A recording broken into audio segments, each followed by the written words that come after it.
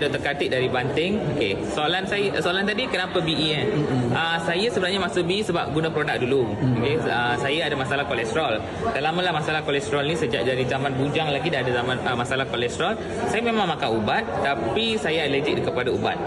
Then saya stop ubat tu, saya pergi diet control, saya cuba untuk exercise semua tu. Tapi yelah, kadang kita on track, kadang kita ke laut. So macam itulah. Then bila I scroll TikTok, saya terjumpa dengan Live Core. Then saya baca-baca dulu Live Core sebab doktor kan tak boleh percaya terus kan.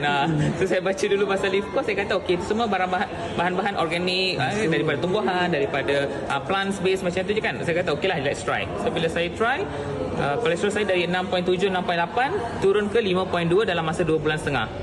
So saya macam, happy gila dah. 5.2 is dah normal dah for my age. Dah 5.2 dah normal. Then I was like, okay. Lepas tu saya contact balik saya punya upline, Dr. Tiru. Saya tanya dia, okay, macam mana kalau saya nak masuk dalam sistem ni? So dia explain.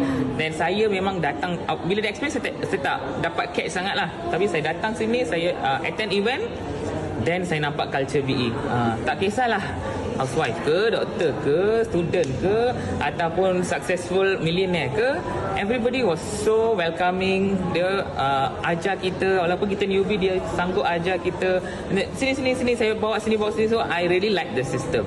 So bila I dah pakai produk tu, I dah percaya dengan produk, dan I like the system, budaya BE. Apa lagi